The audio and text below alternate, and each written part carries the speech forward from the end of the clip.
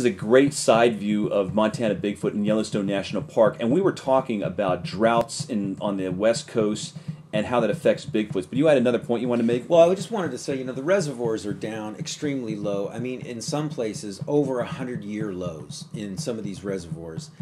And, we're on the West Coast, so what do we have? We have the ocean.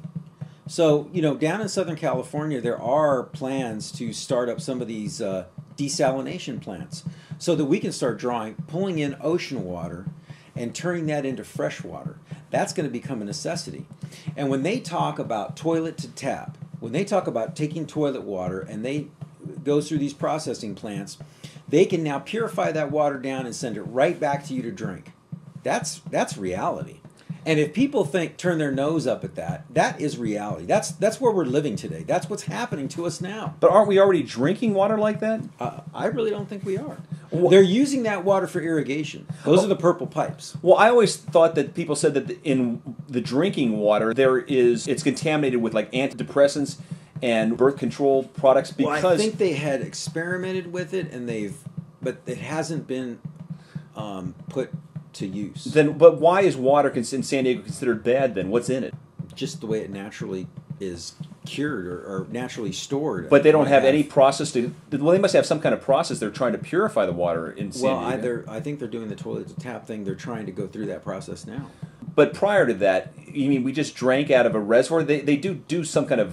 Well, they have to put something in it. Change the pH.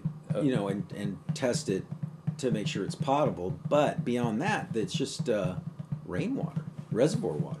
If they can use toilet water and turn it into tap water, if they can get all the chemicals, because there's people that are on all kinds of drugs, and when they... Well, isn't everybody? Right, but Who do you know that's not on drugs? Right, so you agree with me, but what I'm saying is, when they flush their crap down the toilet or pee in the toilet, and that gets out into the sewage area, that excrement and pee contains all this drug contaminants. Well, I'm sure they've got a scientific method, least of which is reverse osmosis, to strip the water of everything it has in it.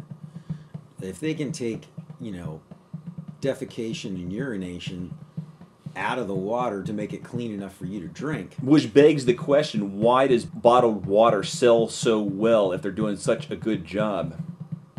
People are afraid, but then they're poisoning themselves with bottled water. These plastic bottles are leaching things into the water.